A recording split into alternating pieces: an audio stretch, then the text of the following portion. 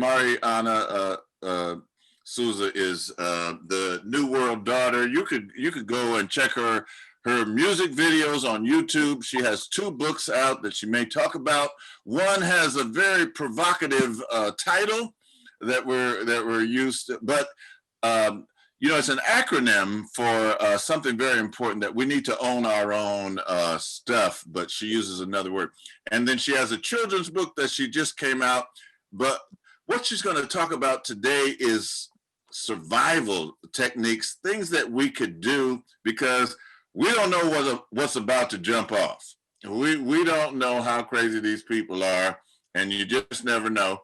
And I'm going to turn it over to my niecey, Miss Mariana Souza. Take it away, my I am so glad. Woo! All right. So this is the thing. When we do this workshop, we're highly engaging. Every workshop that I do, training, facilitation, it's engaging. So there's going to be times where I'll call on the little name that's in the box and ask for your participation. But there's also times where I'm going to ask you to use certain hand gestures to show me that you're following along. So if you're happy to be an African today, throw up the peace sign. Throw up the peace sign. If you're happy to be an African, if you're grateful for your elders and your ancestors, put an L sign up one time. Put an L sign up. Shake it in the air if you like. Don't care if you're really feeling it. That's crazy to ask. That's the first safety lesson of the day. Before we even jump off, sign language.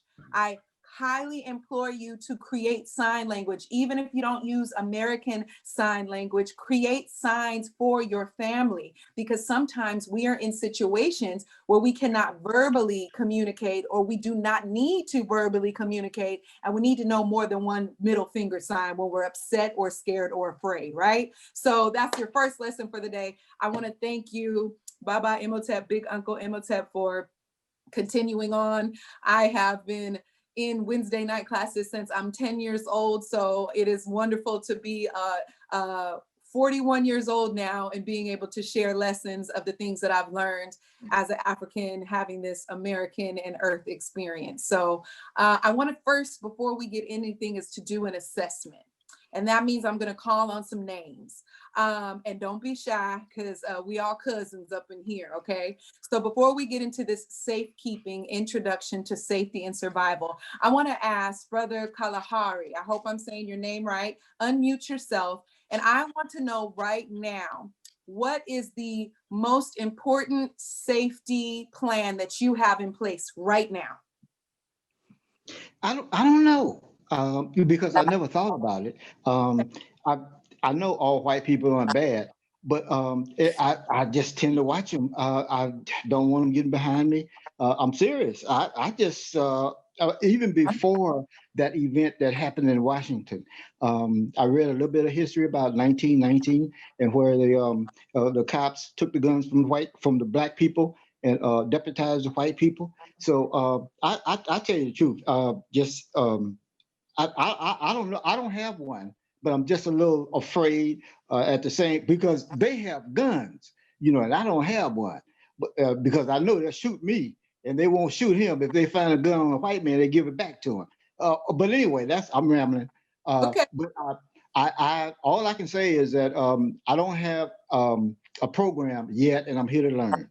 Okay, thank you very much. So it sounds like there's not a plan in place, so you're going to get a lot of information today. Sister Gloria, unmute yourself. I want to talk to you one time. I want to know a very important question. How much drinkable water do you have in your home facility right now? We've got 2 jugs of water that we keep in the garage. Okay. For emergency. Okay. And I noticed you said we, so how many people are in your household? My husband and I. Okay. First. Okay. Thank you. You can mute yourself. Thank you. I'm still doing some assessments. Oh, I'm sorry. What did you say? I said, I'm glad that was the easy one. That was the easy one. Why I asked you throughout this presentation. So family, Mona Hall, please unmute yourself. Would you mind? Let me ask you a question. Okay. All right. If you were to count how many cans of perishable foods you have on the premises right now, about how many cans would that be? I'd say I have about 30 to 40 cans. All right, all right. Thank you for that. Let's see. Brother Ty, I ask you a question. Yes, my sister. Would you happen to have any protein powder in your home that you would use for a protein shake at the time? Protein powder. The answer to that would be no. Okay, that's fine. That's fine. Let me go ahead and swipe this page because we got quite a few participants here today. Let's see. Let me get a sister. My sister Alicia, Minister Alicia, unmute yourself. Let me ask you a question. All right. All right. If you had 5 minutes to get important documents out of your home, would you be able to grab that and go? Or would you need more than 5 minutes to get important documents for you and your entire family? With 5 minutes. I think I would be able to do that. They're all in one spot. Yeah, finally, I got a good one. I got a good one. All right, all right. So I'm gonna ask 2 more people. Let's see, Brother Katabazi. I hope I'm saying your name right. Let me know if I'm saying your name right. That is correct. Okay. How close is your closest family member in terms of proximity and living? What's your closest family member or friend that's like a family member? How far are they? About 800 miles. Okay, thank you for that. And let me see, I'm gonna ask one more question. Let me grab another sister. Let's see, Sister Debbie Lewis. Unmute yourself for me so we can ask you an important question. Okay. All right. If your cell phone was to go out of order and no longer had batteries, or even if it was fully charged, you drop it in water, are you able to know at least 2 phone numbers of important people other than 911 that could come and help you if you had access to another cell phone without your information logged into it? Do you have at least 2 phone numbers memorized of people in the case you're in emergency? We have one. Okay, all right, that's good. All right, so gentlemen, I'm going to ask for some hand signals. One time, so pay attention. If you have high energy right now, put your hands up in that bow position if your energy is high. If your mind is open, keep your hands up in that direction. If your heart is open, keep your hands, it's okay, yeah, just go on, bend them elbows, put them palms up high. If your mind is open, if your heart is open, if your spirit is open, but most of all, your memory has to be wide open. Now take one of those hands and grab a pen and some paper. I will give you 30 seconds. If you at the least in an emergency needed to jot something down, make sure once you get a pen and a paper or your tablet or device, throw it up in the screen so that I can see you're doing it and you're fully attentive. I see 1, 2, 3, 4, 5, 6, 7, and more. All right, now we're ready to get into it. So, ladies and gentlemen, kings and queens, emperors and empress, this is the process of introducing survival culture. Now, if you have been in the Army or in some sort of service, put your L's in the air one time. Anybody who's been in the service. So Brother Ty probably has some information. Brother Kalahari is a wealth of information. Brother Katabazi is a wealth of information. I think I got all the signs up. So first of all, when we go into safety and survival culture, we assess the mess so that we can decompress the stress. The first thing is knowing who amongst us has information. And I want to make sure that you know that Sister Karen Green is also a guest speaker because she has a wealth of information. When we come into safety, when we come into survival, when we're introducing this lifestyle, it's important for us to assess what we do and what we don't have in place. We can't do it all overnight. I'm not expecting you guys all to go out and be safety survival specialists after tonight. But I do implore that you open up this culture just as much as we celebrate our African culture and heritage. Africans were very safe and Africans did implement safety measures in our lifestyles. So, number 1, put on your paper, right at the top of your paper, being an African includes being safe. Write that down. Not only think it, but write it out. Because a lot of the times as Africans, we celebrate our beautiful garb. We celebrate our beautiful songs, our dance, our history. But oftentimes we're not having conversations about safety yet we're always talking about the threats in our community. So the first mantra that we do to encode this information into our minds and introducing safety culture, crisis preparedness, safety awareness is being an African, it's our responsibility to include the safety aspect of that, okay? So what I'm gonna do is I wanna take us on a little journey because I know we've had some high level scholars up on this thing. Let me see, I think I can share my page. Can I share my page? Let me see. I don't see the option to share. Oh, share screen, here we go. Share my screen, photos. Let me go to my special WOSE. Boom, okay. So I'm gonna go take you on a journey and I'm not just gonna talk about it, I'm gonna be about it and I'm gonna show you that yes, Africans indeed did have implementation of safety, right? We have to make sure that we see and we know the fact that in our history, Africans were safe. So with that being said, I'm gonna go back to the second photo because it's not letting me slide. And I'm going to pick one that is very important. The fact that Africans already show us in our historical breakdowns that we did things and we don't realize and recognize it. We call it cool, we call it awesome, but Africans did all kind of things that were crisis centered, crisis and safety preparedness centered. Two examples are Africans braided escape maps and designs, as well as seeds into their hair. When we talk about the Middle Passage, when we talk about surviving in other continents, other countries that we were stolen and taken to, a lot of the times we see things as fashion, as expression, which it is. But we also need to know that we as Africans are very symbolic. A lot of the things we do have a deeper connection. So when we see sisters in America twerking, but we go back to history, that is a fertility dance. When we see braids and cornrows that are beautiful and intricate, that take geometry and thought and meditation, that was also a way. And a lot of people say, oh, those are myths. A lot of things that we believe in practice have been told we're crazy and that they're myths, but they really are true.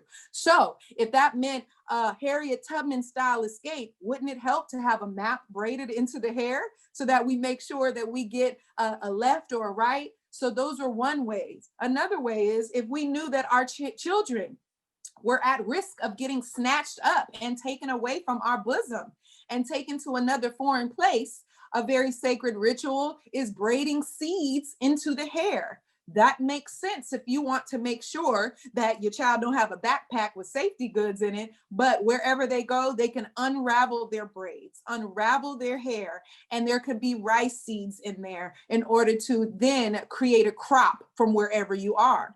We can look at the relocation of where we are and see that because of African times, okra seeds, there's places in America where there's crops and it wouldn't have come here unless it came here with us. So I want us to be mindful that Africans, and this quote here comes from a professor at Temple University, braids became a secret messaging system for slaves to communicate with one another underneath their masters' noses. This is from a professor at Temple University. Goes on to explain that people would use braids as a map to freedom. For instance, the number of plates worn would indicate how many roads people needed to walk or where to meet someone to escape bondage. So again, I want us to be clear that this is being a safe African is an ancient practice. Being a safe African is encoded into our DNA and in our experiences. So it doesn't matter if you're like Sister Karen and for the last years of her career, you know, you going into corporations and showing them how to get their stuff together. We've had measures and we've had practices that we carry out in our history, in our herstory. So let me go to the next slide. I want to show you, I wish it would let me just slide right over, but that's all right. I can tap each time. Okay, so the next slide is life did not stop because of pandemics in African culture. Populations made decisions and choices to live with them. There is data collected by archaeologists that shows how indigenous people, Africans, knowledge systems helped ancient societies in Africa to deal with the shock of illness and pandemic. Now, for a lot of us, we're saying this is the first time I ever heard of a pandemic. I ain't never heard about this. But if you do your research, you'll find that pandemics have existed for long time generations. And obviously, if we are the oldest and greatest people on the planet, we have survived them. How did we survive them is the question. What did we do, and what practices that we have in place in order to, move forward and not feel afraid, not feel scared, not feel like it's the end of the world? Because a lot of that anxiety is what has us mentally and emotionally breaking down. But if we know that our fellow Africans had things in place, we would know a few things. People organized themselves in ways that made it easier to live with diseases, managing them, and at the same time sticking to the basics, such as good hygiene and sanitation. That is a safety measure. And a lot of our great grandkids and grandkids we know are struggling when it comes to safety and sanitation. Very few people could come into contact with the sick. That's called social distancing. We think that this is this new concept that's been birthed as of this new pandemic that we have been experiencing. But African people knew the understanding of social distancing and respecting the space of those who were ill, who fell sick. This was also practiced, this social distancing, by dispersing settlements. So if there was a cluster of families or groups of families that fell sick, they would break away into different settlements. And those settlements, until they were clear of the quarantines, in essence, that they were doing, they would break away, and then they would rejoin certain settlements once they saw that the results of their sicknesses and illness, were discontinued. And then lastly, in some cases, corpses or complete land areas were burnt to avoid the spreading of the contagion. If one thing we know, right, what people say who eat flesh, if you cook it, it'll kill all the germs, right? That's something we've said for a long time. Well, often Africans would make sure to do a burnout of the complete area to contain and make sure that those contagions, were no longer there. So I want somebody to give me feedback. Let me see, Sister Fania. Ooh, I see that pretty blue head wrap. So what do you think upon learning that Africans have already been in the process of dealing with social distancing and contagions and pandemics? Were you aware of this? No, I wasn't aware of it, and I'm not surprised, even though I hadn't heard about it before. One, because we observed nature, Right. and saw how nature took care of itself regarding diseases and famine and things of that nature. Right. So again, it's not surprising. Even though I didn't know about it before, but I'm glad I'm learning about it now. Excellent, excellent. And a lot of the times we know we have to Sankofa ourselves, right? We got to go back and fetch it, return to the lessons, return to the message and the information, or get a deep reminder, because all of this is encoded in our DNA, but because we aren't consciously aware of it, doesn't mean that going back and just having these few examples can amplify this experience and see, well, shoot, my ancestors did all these things and I shadow those behaviors and actions. Maybe I need to shadow the behavior of, safety awareness and, the practices of crisis awareness. So I want to say your name right correctly, Sister Thandiwe. Did I say that correctly? Yeah? Yes, Thandiwe. Thandiwe, it's a pleasure. So I want to ask you, let's fast forward it. So we went to ancient Africa and we looked and observed at some of the basic safety awareness practices, the way we contain certain germs. I want you to think about the matriarch, the big mama of either your family or a close family, right? Bring them to the forefront of your mind. Think about that sister, right? Or that big papa, right? Can you identify at least one thing that they would tell you to do or not to do that affected your safety that you can remember today? That affected my safety. Yeah. Many things. As far as hygiene, I had to wash my hands before I ate. Right. Right. Wash my hands after I get out of the bathroom. God, we couldn't.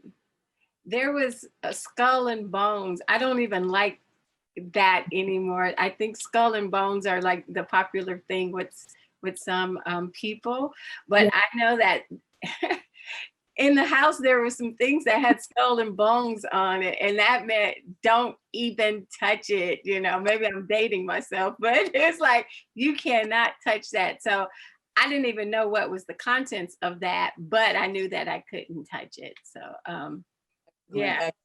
Oh, thank you for that. Thank you for that. Let's see, Brother Malik, I don't think I've called on you before. Can you think of any elder wisdom that you've received through your years on this planet Earth as an African that has stuck with you in terms of safety awareness or crisis prevention? Anything in the recesses of your mind you can pull forward? Well, I know my queen mother would always tell me that God doesn't give you anything more than you can handle. And if God has your back, if God is for you, I mean, if God is for you, no one could be against you. And Right. so I always took that, my battle cry. I was never afraid to speak truth to so-called power, to speak my mind, no matter, what environment I was in. I was never afraid of, the quote unquote consequences, because she always had this show of strength. Right. And she was a prayer warrior. So everything that's has been worthwhile in my life always started with some kind of prayer or ritual. My beloved mother, and she would even put, anointed oil on my head when I would go out, into the world for certain things. So I think it was that, just knowing that if God was for you, no one could be against you. And that was always my shield as far as, being afraid of what man could do. Because I knew that man cannot do anything to me without God's permission. So Yes. I'll say that. That's beautiful. Give thanks for Big Mama, right? Big Mama be throwing it down. So what if I understand correctly, what I'm receiving from that is that she helped to fortify you with some mental health tools, reminding you back of your mind that you have what it takes to survive and thrive through a variety of situations, right? And so a lot of the work we do in safety is not just physical safety and preparedness, but it's also making sure that we're safe mentally and emotionally so we can execute some of the safety plans that we're going to learn today. So I think that that is perfect, because when you said those praying hands and those ointments on those hands and blessing your head, I also want you to write another mantra down. My hands are my most powerful safety tools. Do all of you have working fingers in here? If not, I'm gonna show you how to do some stuff with your feet too. I ain't scared. But put your hands up and wiggle your fingers and remind you that if you have fingers that move, if your digits are still with it, that they need to be used on a regular basis to put health and safety indicators, tools active and present in your life. Okay, so I like that. I just like seeing y'all get active and physical, because y'all sitting at these screens for work all day going crazy. Okay, let me go to the next slide. And I keep pressing the wrong thing, but that's all right. All right. So on this next slide, we're going to go into some fundamentals. And again, don't get beside yourself because you know some of these things. It's a reminder. There's a glitch on the screen, but that's all right. We're going to keep it pushing. How do people deal with crisis? In a crisis, effective people take in information, process information, and act on information differently than they would during a non-crisis time. People or groups may exaggerate communication responses. They may revert to more basic or instinctive fight or flight reasoning. Okay, African people, we can be dramatic sometimes, y'all. When it comes to crisis and it comes to crisis response, we have to be aware of our levels of communication in crisis, right? Before we can get into safety bags and safety plans and all these things, we have to do exactly what Malik's Big Mama did. We have to understand that crisis preparedness and safety awareness and survival lifestyle requires mental fortitude. It requires us going into something that we do a lot in Wose as Woseites, is a high level meditation state.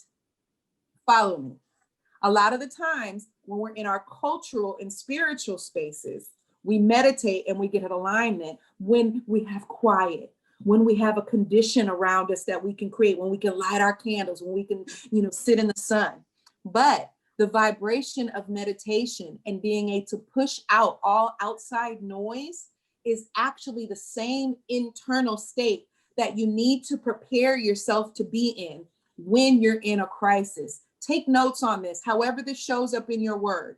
Your meditation is something that can be used when you're going into your crisis management state. If you are not using, number one, controlled breathing in the midst of a crisis, you are setting yourself up for the probability of not using all of your faculties and all of your wisdom. Because what happens in meditation, right? You're controlling your breathing. So everything about being a safe African also includes this meditative spirit, this meditative mind, and having a relaxed, calm heart. Doesn't mean you might not be afraid. Doesn't mean that you might not be seeing the challenge before you. But all this meditation that we do in sunrise and sunset in church, invite that vibration into safety awareness. Because as Africans, we can be quite expressive and dramatic. So if you are in a crisis with your family or in the middle of a community effort and everybody's screaming and yelling, who is going to be able to administer direction more in a more positive and even keel way is going to be the person that is representing the calm. So practicing doing mental role play. Imagine what it would be like if a fire started in your kitchen. What kind of breathing is going to be necessary? If there was an abduction of a young child, what kind of breathing is going to be necessary? Because if we start breathing fast, the heart starts palpitating. If the heart starts palpitating, our body starts going into a frenzy. If the body goes into the frenzy, we are not accessing the important mental information that we need to pull out of the recesses of our mind from the classes and from the future things that you're going to start to sign up for safety awareness. So let me see who hasn't talked yet.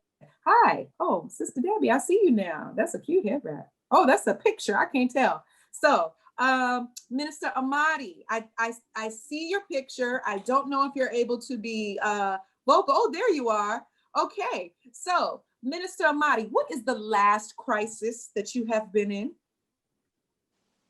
Oh, wow. The last crisis.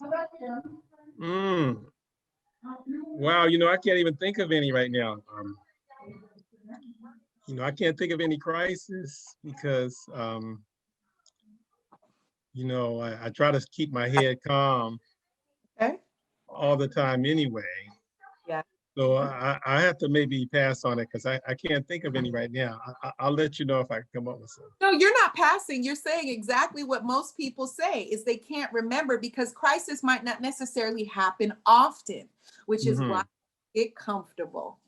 We get comfortable and we forget the importance of, as much as we meditate, as much as we keep our head calm, we also have to have that vigilant warrior spirit that we can engage with that calm that allows us to execute that Shango, that allows us to execute that Ogun, that allows us to move forward in a calm, control manner, but knowing that we can't just start swinging the machete because we probably chop our head off and everybody else's head off too, right? I know one crisis. It just reminds me of. All right. Remember, I took my 4-year-old grand nephew outside. Wait, hold it. And then he looked across the street, and the neighbor had put a whole lot of like Halloween decorations in front of her house. And so he took off running, he was getting ready to go across the street. And I had to dive and I tore up my knees to try to catch it. And so that was like, I was pretty shook up with that one right there. Yeah, that was a very He just took off without me thinking, he just automatically just took off. And it could have been a really bad situation, if any cars had been coming, because I had to run into the street to catch him, but I did catch him. Yeah, Papa got that baby. Papa got that baby. I know that's right. So let me see. let's define and be very clear on what is emergency preparedness. Emergency preparedness is the advanced planning and action steps to make sure you're safe before, during, and after an emergency, including man-made disasters. We already started talking about some of that. The crisis, critical incidents, and tragic events. It helps individuals and groups to deal with the emotional consequences of the incident. Now that make it very clear why I said what I said about meditation. If we don't understand that vigilance and emergency preparedness means that when we have things in place, it's a lot less likely that we're going to have to scramble for it. When I do these workshops, a lot of people say, oh, I just run to the dollar store. I just went to Walmart. Do you know how many other people are thinking the same thing? Mhm. Right, I heard that, grunt. I got you, Michelle. And the reality is, in an emergency, you don't have the privilege of the time to run up the street to get things. The definition of emergency is something that's urgently happening in the moment that can be threatening to your health, your well-being, and you have to be able to respond in that time, right? So I'm going to have our guest speaker speak in a few minutes, but I'm going to show you one more slide before we do, because she is going to be able to dive into this on a whole nother level. She is an amazing woman that's been in my life since I'm 10 years old. Queen Mother Zion has dedicated so much of her life to disaster or crisis management for corporations, organizations, businesses, for much part of her career. So I'm glad to bring her up, but I want to premise her with this diagram here. And I want you to look closely and study it. Focus in your eyes. Look at the colors. There's a reason why the colors are the way they are. We want that peace. We want that blue to be our foundation when we're dealing with a crisis, okay? So it starts off from left to right saying disaster management. Now on the brown bar, it says preparing for disaster, which from some of the assessment that I went through, it looks like a lot of us have some work to do on even preparing with respect to even being ready to respond to it, right? And then we also seeing reducing risk of disasters, meaning we probably are thinking about potential disasters or crisis that we can come into. Then the red bar, very bold with a couple of shadows of disaster, is just that, the disaster, the crisis, the emergency. And dependent on how much we've prepared, dependent on how much we've worked on reducing the risk in a disaster, will be how we move forward and how we respond to a disaster. Now, most times what happens is people react. They ain't got nothing in place. They ain't been talking about this around the Kwanzaa table, and the turkey table, and the Easter table, and the birthday table, and the somebody white man having a holiday barbecue table. We're not having these conversations when all of us are together having our family reunions. So most of the time people react. But if we have plans in place, if we've done our risk management, we know how to respond. And then finally moving forward back to normalcy is recovering from the disaster, and then learning and taking notes on how we can move forward again to reduce the risk of disasters now that we've had that experience, now that we know this could have went this way, this shoulda, coulda went this way. Ain't no shoulda, coulda, woulda. Either you had it in place and you're ready to roll or not. So with that, I want to just set up for our beautiful sister Zion to come forward. She's going to impart valuable information based on her expertise, tell us what her expertise is, and then give us some important facts on disaster management in the home, the school, the neighborhood, and the workplace. If you want to welcome Sister Zion with some love, wave your hands in the air. Go on and put your jazz hands up. Hey, hey, hey. All right, Sister Karen. All right. Greetings, everyone. Happy to be here to be able to share a little bit of information and knowledge with you. Like Mariana said, I've had a lot of experience in emergency management. I worked for the state of California for over 30 years. Happy to say I'm retired from that business now, but you know, emergency planning doesn't stop just because I retired. I'm still out in the community, still sharing information with people as much as I can. All of us are in a pandemic state right now. Most of us, you know, had some things we had to go out and get when this pandemic started. What was the first thing you thought about when you heard the word pandemic? Anyone? Water. Water. Anybody else? Food. Food. Toilet paper. Toilet paper. Okay, so we weren't prepared, some of us, with the amount of things we should have had in our house. Often we think about, oh, well, you know, pandemic will never happen. But you know what? They do occur approximately every 100 to 150 years, just like major earthquakes occur just about every 100 to 150 years too. You say, well, I'm not going to be here for the next 100 years. No, you're not, but you can definitely leave some knowledge for those who we leave behind, how they can be better prepared for that. Because what happens today will be written down in books, as we know. History will repeat itself. So we need to make sure that our children, our grandchildren, our greats, whatever they are, great nieces and nephews, have this information. One of the things you want to start with basically is your home. What do you have prepared for your home? You know, we often think, well, I need some water, I need some food, I need some toilet paper. What about all those documents you got? I think Sister Alicia said she could grab her stuff up and run out the house real quick. Most people say that, but do you really know what you need to grab up? Do you have a list of things you have to grab up? I'm going to ask all of you, when you get off of this call today, tomorrow, go to FEMA.com and look for this one document. It's called your Emergency Financial First Aid Kit. It's free. It's a lot of pages down, but there's a lot of free, valuable information in there. Some of the things that people don't even think about what they need. If you're in a crisis and some of your family members get lost, do you have a picture with them? You grab that box or whatever you had to go run out the door with, do you have a picture of it? And my personal plan looks like this. You would have pictures with it. I don't know if you guys can see it. You would have pictures and a description. Those of you who have animals, some of us have some very expensive animals now. Fido needs the same thing. He needs water, he needs food. You need a picture and description of Fido, and you need his medical information too. Because these pets have now become part of our families. They aren't just a dog that roams out in the backyard anymore and comes in for scraps. So you want to make sure that they're taken care of, because if they're not, the city and county will let you know if they find Fido out there and come back to you and say, hey, you know, you didn't take care of your animals, you know. So you want to be prepared on all levels that you can possibly think about. You know, your pets, your elderly family members, wherever they are. There we go. There we go. We got one there. Yeah. He was trying to put his shirt on. He must have knew he was going to have a moment. He was trying to put his outfit on. Hey, we got to have them ready. We got to have them ready. Those emergency numbers. I remember she asked, how many of us remember numbers that are in our cell phones? Most of us today are alike. When it comes to remembering a number, we don't remember. When we were kids, we could remember numbers like this. We had them phones. We'd say, what's grandma's number? What's Auntie Hazel's number? We don't know maybe one or two numbers now. Okay, the memory's not what it used to be. Plus we're lazy because we got those cell phones. Go back to that old phone book. Write them down. Get a piece of paper. Write them down. Put them someplace. We've got to have this information.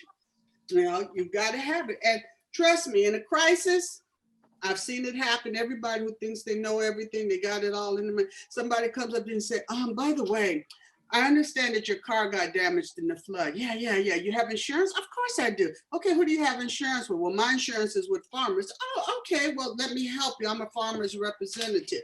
Give me your policy number. You don't have it, do you? If you had it documented somewhere in your emergency kit, you would now have this information. You know, it is so important that we put vital information down in one place, one binder, one container that we can have. And again, that information that I told you all to get from FEMA has a list of things like that for you to put together. Birth certificate, passports, green cards, wills, power of attorneys, all those documents that you have. You got a family member that lives on the East Coast, put it on a thumb drive, make copies of it, images, encrypt it, do whatever you want to keep Aunt Hazel from looking at it. Send her a copy on the other coast, because we don't never know what's going to happen to us here. Just like Hazel or whoever it is should send you a copy. We need to exchange information with our families. We've often forgot about our family members who live on the other side of the country and using them as resources to help us when things like this happen. But we do need to notify them.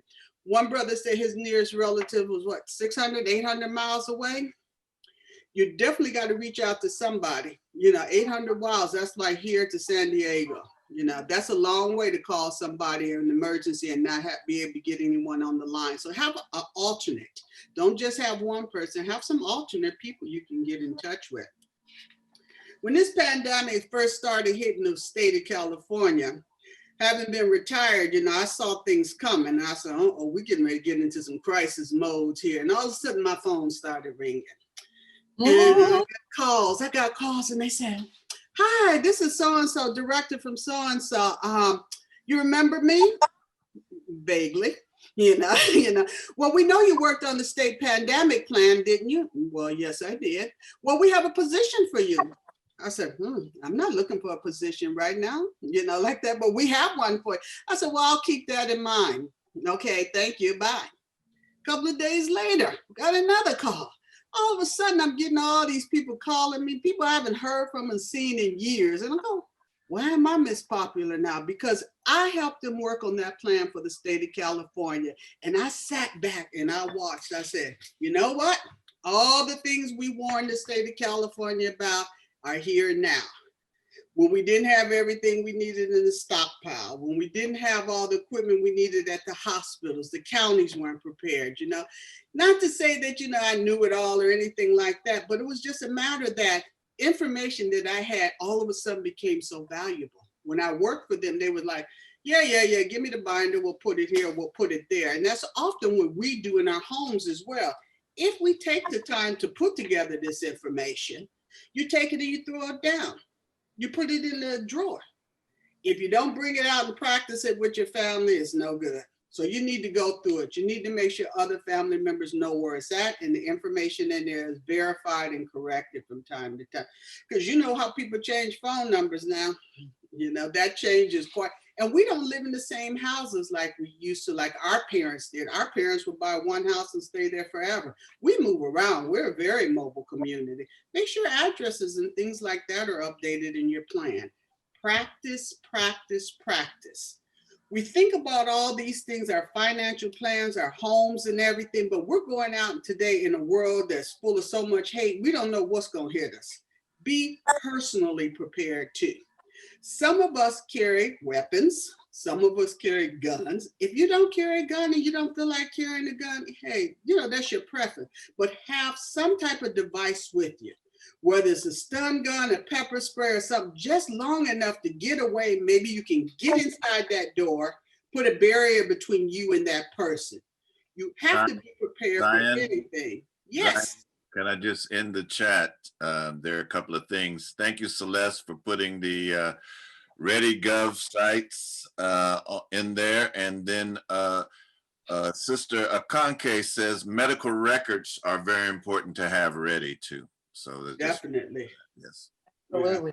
Absolutely. Yeah. You can get copies of most of your medical records from your providers asking for it on a CD. Or even put it, if you give them a USB drive, a lot of them will put it on there for you. Sister Karen, yes.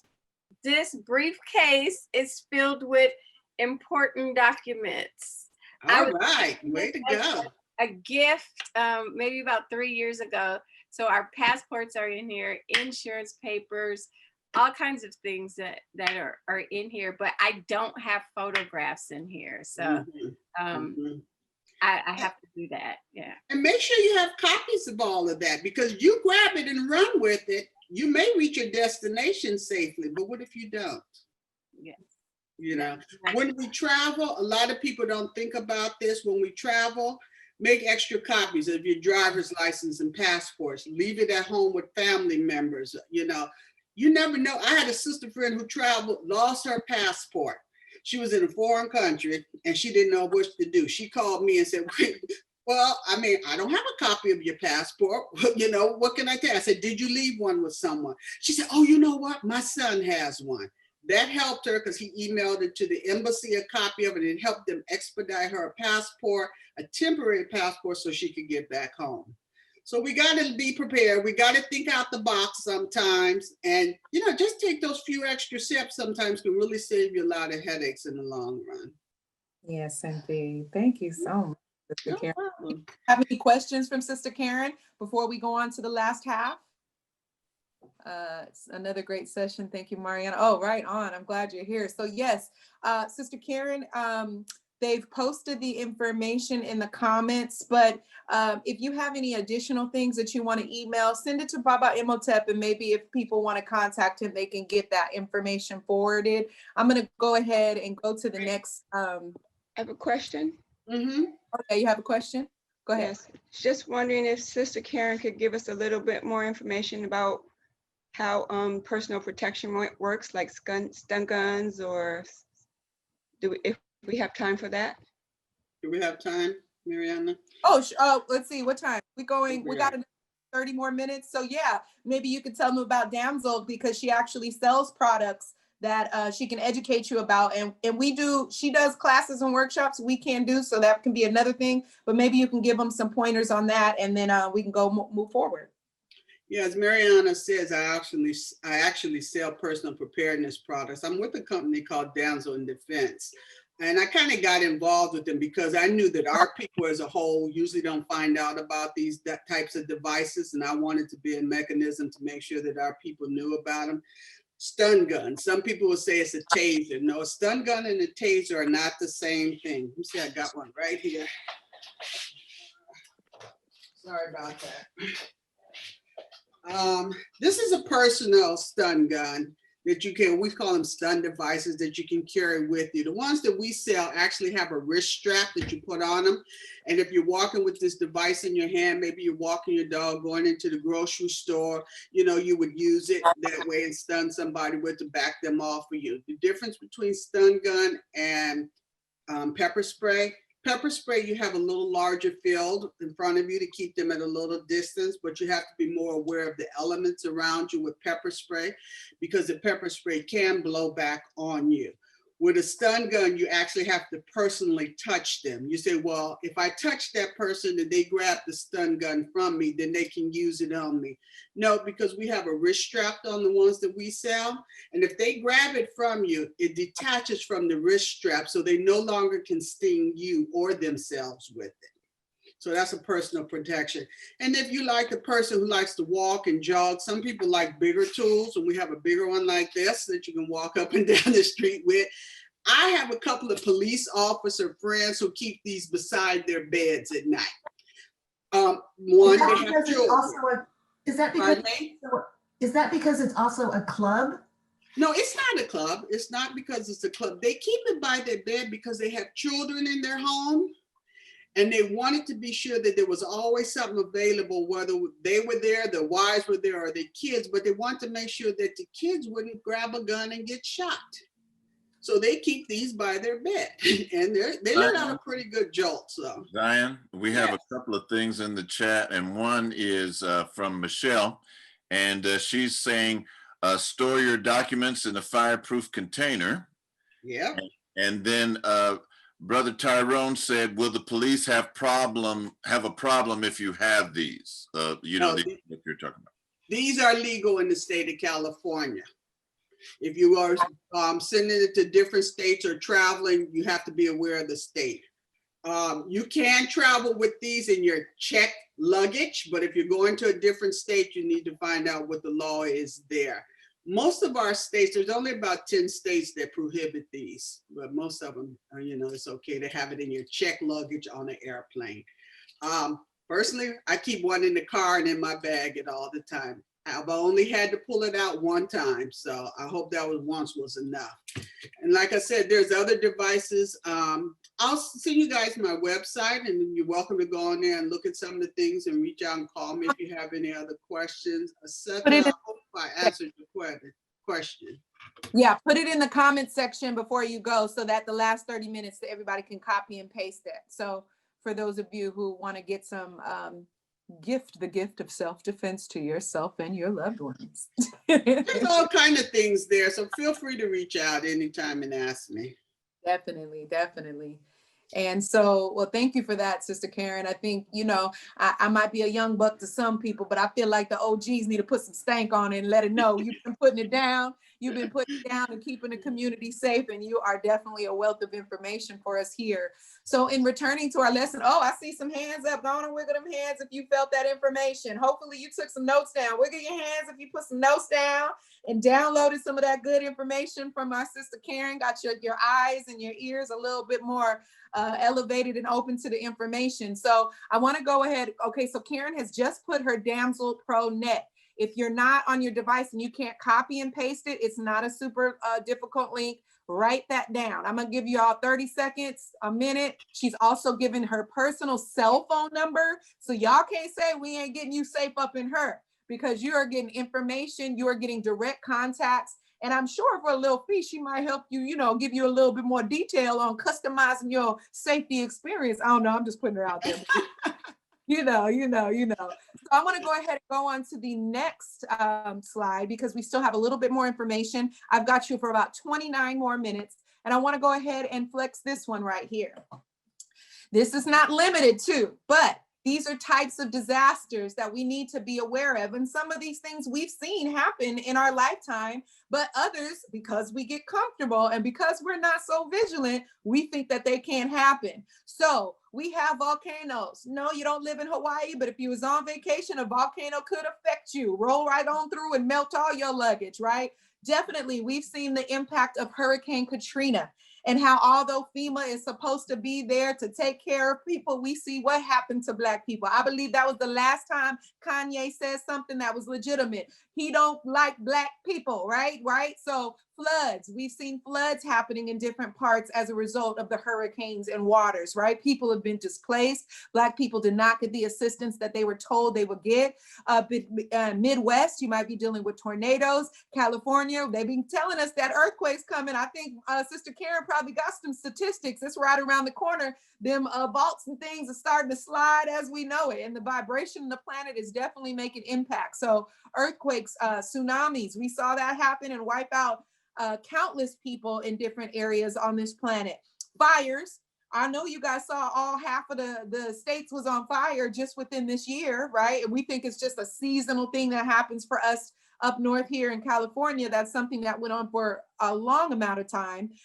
Force winds, blizzards, and snowstorms. These are considered natural disasters. Doesn't mean every single one of them is on the list, but these are general ones that we should be prepared for. And as I get into the importance of having our safety kits and our safety bags intact, that will be how you customize your safety bag. If you're in a place that has a particular type of natural disasters, you would be sure to customize your bag for that, right? So if you know you live in a hurricane realm or a flood realm, you might want to have rubber boots inside of your safety kit in your trunk, because we don't just make safety kits one, we have multiple, and we'll get into that. So let's look at man-made disasters. You know, that oil that we love, and I'm not talking about chicken grease, I'm not talking about the oil from your scalp, I'm talking about the oils that we pour and falls into the oceans constantly, and the pollution. How does that show up? We see what happened with Detroit. They didn't have clean water and still don't have clean water, many residents. What if you're in an area near a Gulf Coast where there is pollution? Now you understand why I asked about, do you have water purification systems? Whether that's one or a few you get on sale for your tap, right? That you can keep in your house. Whether it's that you actually learn how to organically purify water. Do you have access to clean water in the case of any kind of pollution in the water in your area? Radioactive and nuclear missiles, right? All these kind of things that can happen. Again, we never thought a pandemic would creep up on us when we would have to wear masks and couldn't breathe the air. We can't even breathe the air. We can't be around 6 feet. Who's to know that we are not at risk based off of the historical ramifications that we put on the planet, and them all looking at us and laughing and giggling at all the crazy stuff we have going on. War, right? And although as Africans, we know we have had declared war on us for countless generations, we ain't ready for war on the next level like a lot of us say we do when we work our army fatigues and we say we're revolutionary. So a lot of us screaming revolutionary and we'll get into some dangerous spaces and can't run a mile and can't do any basic CPR. So when we talk about war, we talk about political protests. One thing I had to talk to a lot of people earlier this year, mid this year, a lot of people were rolling out to political protests and rallies with flip-flops on. with tank tops on, with batteries on their phone that weren't fully charged. So if that is your way on the front line of being active, please make sure that you have a safety bag on your back. Please make sure that if you're going to take elders and children with you, that you also have a safety bag and safety things in place in the event that not you, but somebody who is in a vulnerable position gets taken advantage of by those that don't look out for their higher good.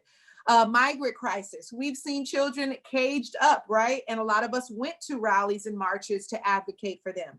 Vehicle attacks or accidents. Say you get a hit and run and you're in the middle of nowhere traveling to go visit your family and somebody leaves you on the side of the road. Do you have extra formula in that bag, in your safety kit in your car for that grandbaby that you're taking with you?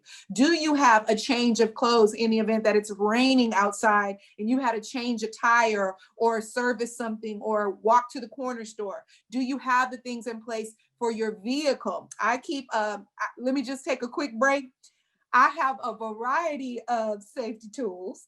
I have 2 stun devices. I have a striking tool. I have pepper spray. People joke about my keychain all the time. I have a few machetes in different rooms in my house, one in between the cushions of my bed, right? So just to let you know, don't let the smooth taste fool you. You could be a sweet, loving, meditated African, but you can still make sure that you're in a position to get them up off you. You might not be a killer, and we don't wish that on anybody. Thou shalt not kill, but thou not shalt be a punk and let somebody take advantage of you because we didn't put ourselves in position to protect ourselves. Carry on. So bombs and gun shooting. So again, these are man-made disasters. This workshop is not about having you live in fear, ladies and gentlemen. This has you preparing to be more vigilant so that we aren't on a position of being surprised. I can't believe FEMA didn't do this. I can't believe the police didn't do that. That's not our reality. Our reality is doing as much as we can in any way we can to leave our community more beautiful and safer than when we inherited it. Mari, can I interject, Brother Malik? So I just want you to know, on this chat we have 2 fire chiefs, retired fire chiefs, on here, and one of them, Brother Malik, wrote in. He says, "Learn how to shut off gas appliances, shut off electric panels, basic first aid, CPR, etc." So just Yes. And those are the practices that we're going to get into when we talk about role playing. We might as well just go there now because that's a wonderful reminder. Number 1, when PG&E comes out to your home, guess what? They are obligated, if you ask, to show you where all the valves are that you can shut on and off your stove. So just like when you get a new stove, you got to turn certain things off in order to attach them. You can ask them and they will do their part to educate you on that. So that's a wonderful reminder in terms of making sure you know how to access it, because some people get a little nervous when it comes to dealing with gas, as you know, is understandable, right? So let me go on. Oh, I keep pressing share the wrong screen. Let's see. I want to go on to the next slide, which is part of the problem solving that we need to start considering. Especially, I see a lot of sexy silvers up in here, a lot of people with beautiful, sexy silver hair, which means you might have grand people in your life. You might have, young people in your life that look up to you, mama, papa, and you might not be as savvy with some of the technical devices that they have, right? So we're going to go through problem solving. When we're talking about safety and survival culture, a lot of this is what we're saying is we are active problem solvers. We are well-rehearsed problem solvers. We have explored and pontificated on the possibility and the probability of something going wrong. That is not living in fear, that is living in preparation.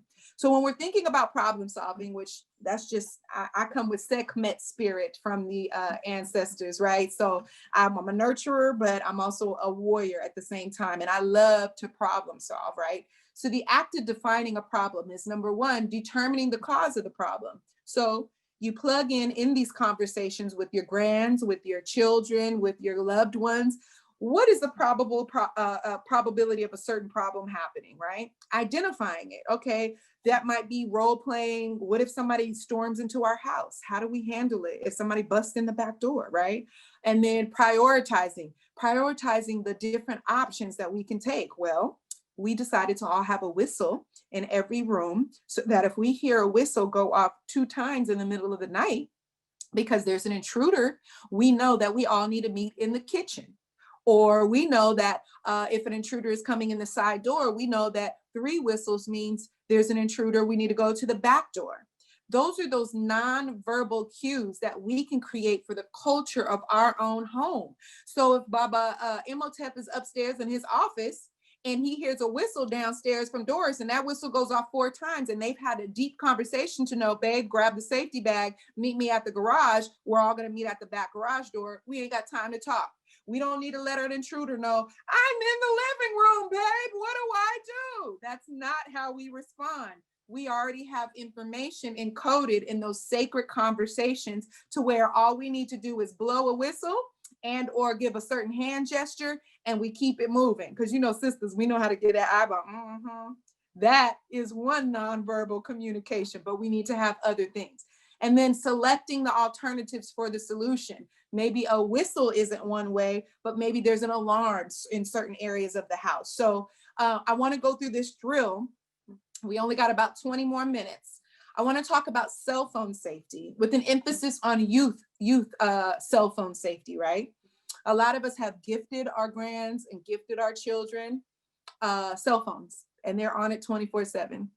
And sometimes we are, so this is not just exclusively for youth, but we're going to go through this activity of how to define a problem and do problem solving. So one, we're going to determine the cause of the problem. The cause is the danger of youth cell phone use, right?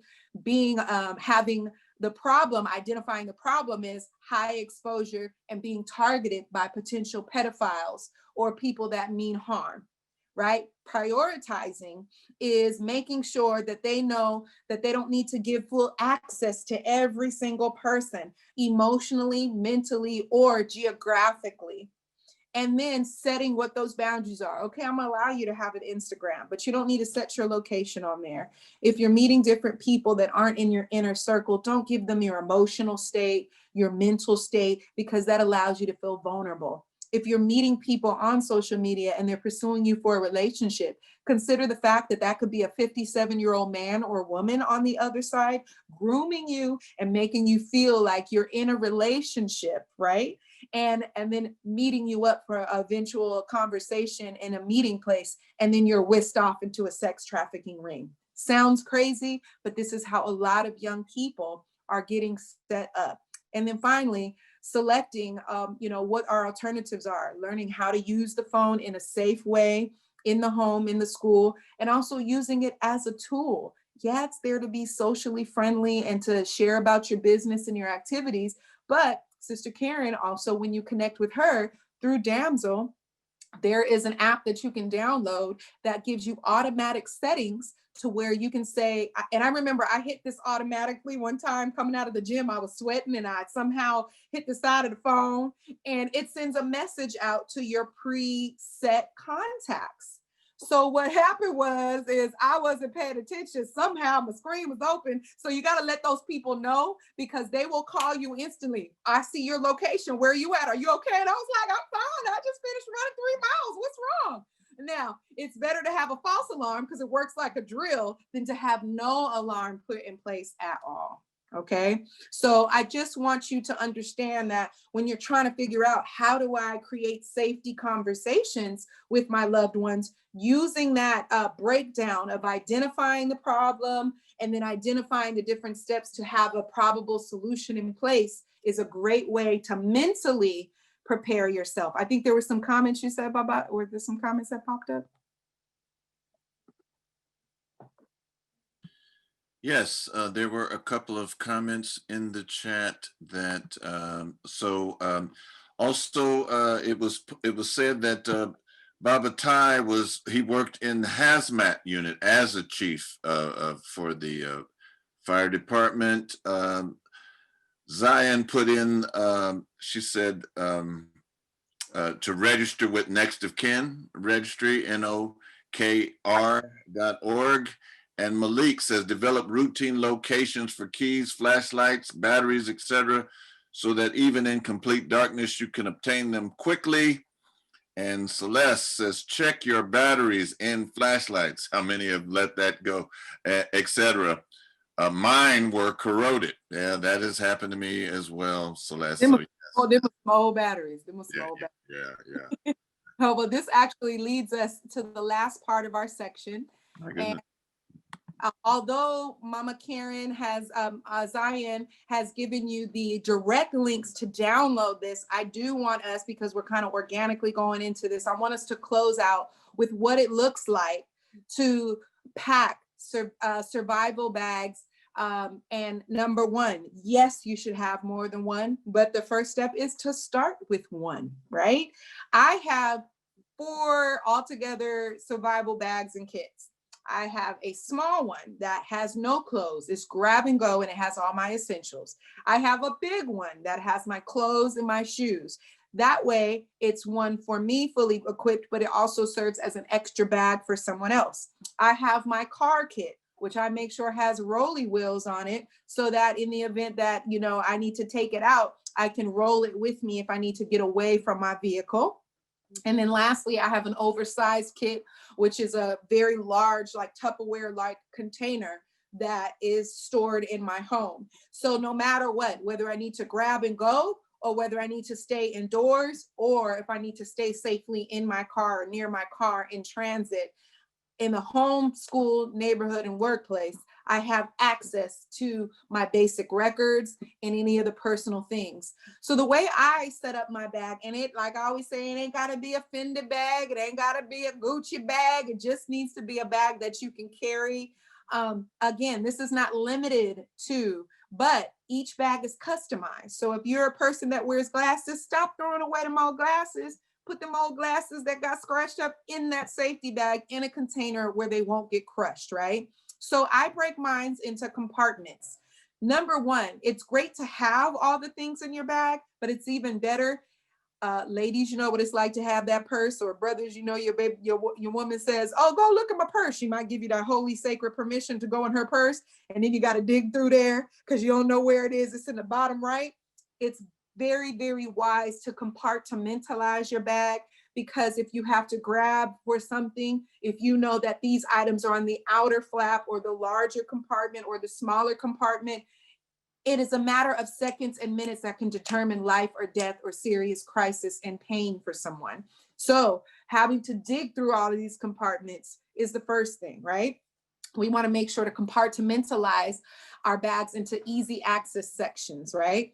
Include any special instructions that might be your health condition or your allergies, your medications, emergency contacts, and doctor's information, because guess what? You can put all those goodies in there, but if you have it with you and you fall out on the ground and somebody needs to know you're diabetic or you have special needs, having that scroll in the first immediate outside pocket of special information, which is more than likely the first place someone will go to if they're looking for information, that is a great way to make sure that if somebody needs to administer a medication, you can say, hey, I'm a diabetic, my medication is in the right-hand pocket of my bag.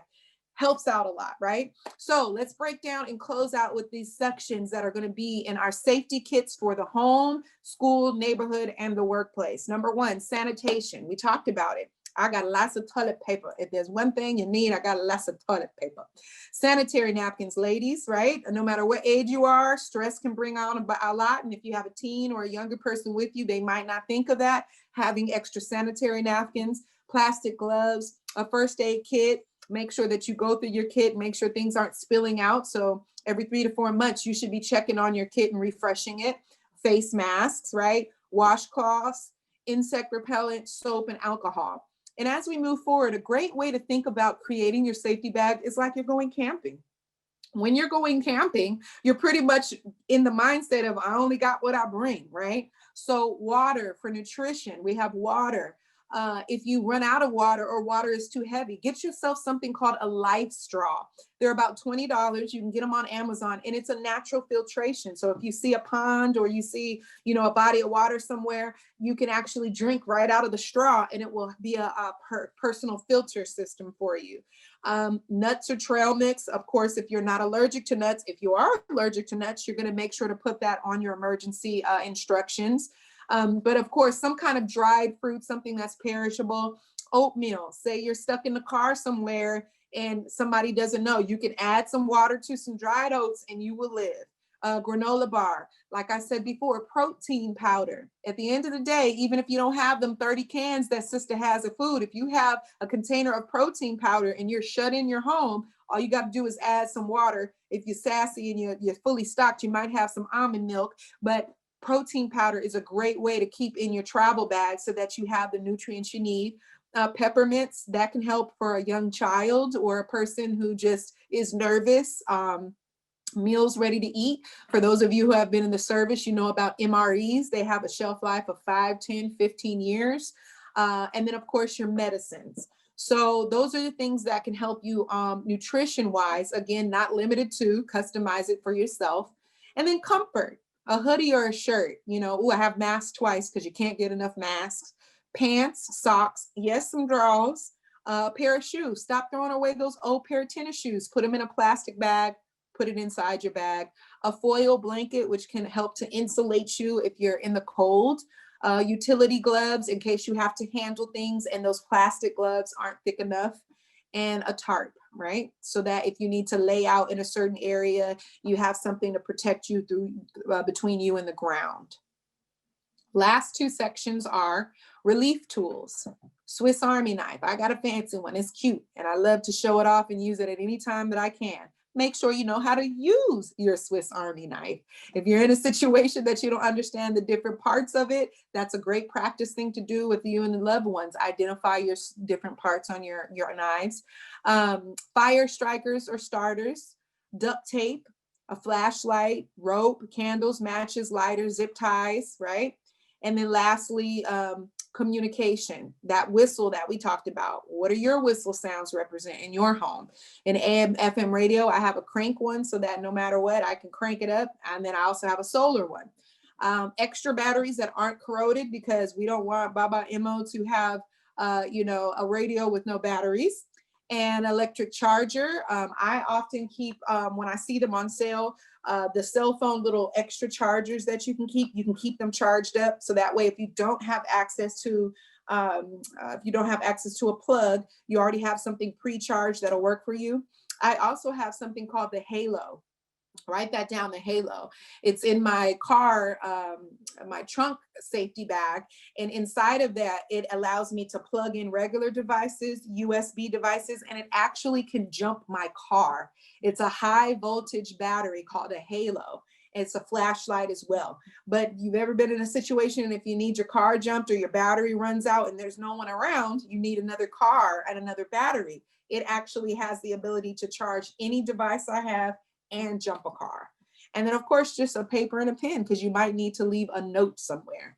So I saw some comments pop up. Of course, these are all going to be customized. What's going to be in a bag for your baby is going to be different. What's going to be in a bag for or a kit for your elder. But I at least wanted to give you the foundation. A lot of these things could be bought at the dollar store. Believe it or not, the other day I saw reflector jackets, you know, the kind that like SMUD workers wear when they're out in the street. I grabbed up a whole bunch of those. And safety kits or startup kits, even if you don't buy all of these things, these are great gifts to give. There is nothing like saying something to a fellow loved one, a fellow African. Yeah, you can get them Bath and Body Works. They probably got all those flavors. Give them a startup bag, right? Give them something that you can say, hey, I got you a nice backpack. Or I have an old backpack, but look inside. That's what I did for my mom on her birthday. She has a fully equipped bag. She was just amazed, right? My best friend in New Orleans and her mother, I gave that to them for their birthdays, fully stocked, right? So even if you could only give them 4 or 5 things out of here, it's a start and it's an incentive to say, now you can build on it. A lot of the times when I go shopping, I always go by the camping sections, because sometimes there's things on sale there that might be half off. Boom, that's perfect for my bag. So I just wanted you all to have a clear indication of what a startup survival bag should have. You can add to it as you go. Please gift safety bags to the people that you love, because nothing says protection and nurturing more than putting things in position to allow people to feel safe. So I know that this was a lot. I know you expected me to go in on emergency 911 mode. I'm a very passionate and excited person when it comes to safety. That's one of the things that kind of rekindled and reunited Mama Zion and I, as she saw me projecting a lot of stuff. Michelle says buy a solar charger for your phone. Absolutely, there's all kind of chargers out there. And this conversation is not one that you just have once a year, y'all. Anytime that you have the opportunity to do role playing, to look at the probabilities and to build into your safety plans and your safety kits is a way to flex and be prepared for what might happen into the future. We can do this again and get into more detailed stuff at another time, but I know we're running out of time. So I just want to say thank you to all of you for, being attentive, for being engaged. I done called some of y'all names and put you on the spot and you responded in kind. And if you have any questions or any more suggestions, you can put them in the comment box right now. But I hope that the gift of safety is one that you will begin to start consistently gifting yourself and your loved ones, y'all. I'm very passionate about this. In the spirit of segment, I say ashe. Ashe. Thank you, Mariana. Ashe, thank you. Okay, let's give her the Thank you, hand. honey. That's all right. You got it. You got it. Hey, give me that work. Wow, hey.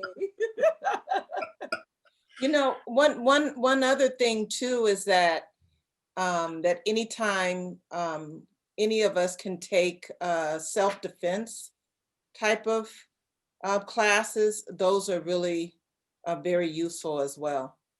They are making sure that you can get out of particular holds. I've been a boxer for about 8 going on 9 years now.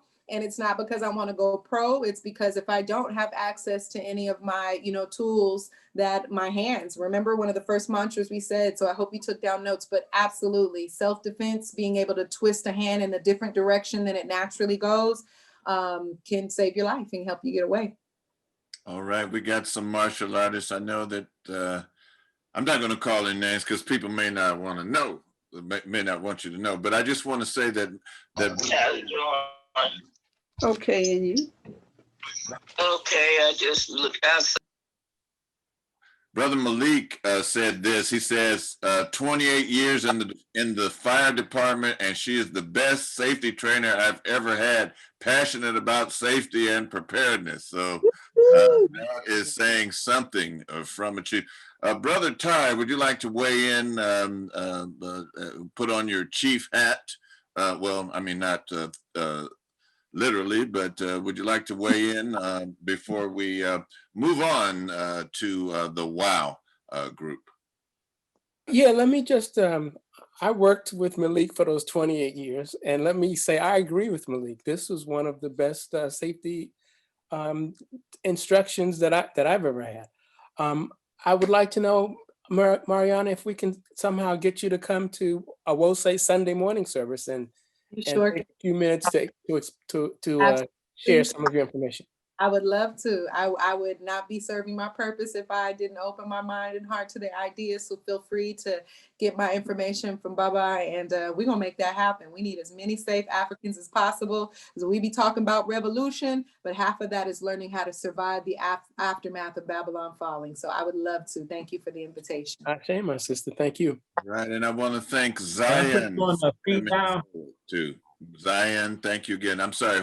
Somebody said something. Was that Malik? Yes, I was just saying if I could put the sister on speed dial, because if something go off, jump off, I want to be able to get in touch with her quickly.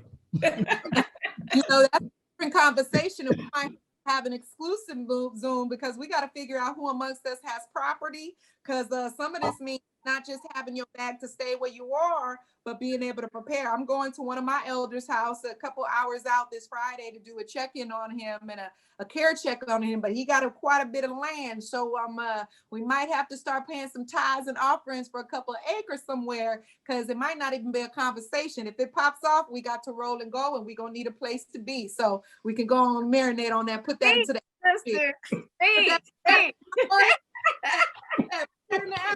y'all. I just wanted to do a quick, I wanted to make a quick quick addition too. I'm so sorry that I missed the beginning of this. I'm going to go back and I'm going to listen. I know that I've missed incredible things and I'm going to go back and get it. But you may have already said this, but one of the things that I've done a little training on is WMD awareness. And with all of the stuff that's happening in the world today, I'm thinking of that a lot more. And the simple instruction is just be wary. There are a lot of chemicals and very invisible and things out there that can be very harmful to many people very quickly. And it's a whole world of training onto itself. But there's one training that I went to, and there's one really silly video that really had an impact on me that I like to share with people. It's called Terror in Hartford Mall. You ever seen that, Mariana? No, I haven't seen that. Put it in the comments. It's the corniest video, Terror in Hartford Mall. It's very corny, but it gets the point across. So what I want to tell to us, because we loving people, we want to help. That's just in our nature. And with chemical and biological things, if you ever see more than one person having a physical distress at the same time, it looked like both of your elders are both having a heart attack together. We sing together, we pray together, we don't have heart attacks and strokes together. So anytime you see multiple people having a medical crisis at the same time, it's against your nature. I'm a teacher, I'm a caregiver, and I have to remind myself of this, that there may come a time where you have to fight your nature to keep yourself and everybody else safe. Yeah, And duct tape is your friend. That's my favorite safety supply in my kit is duct tape.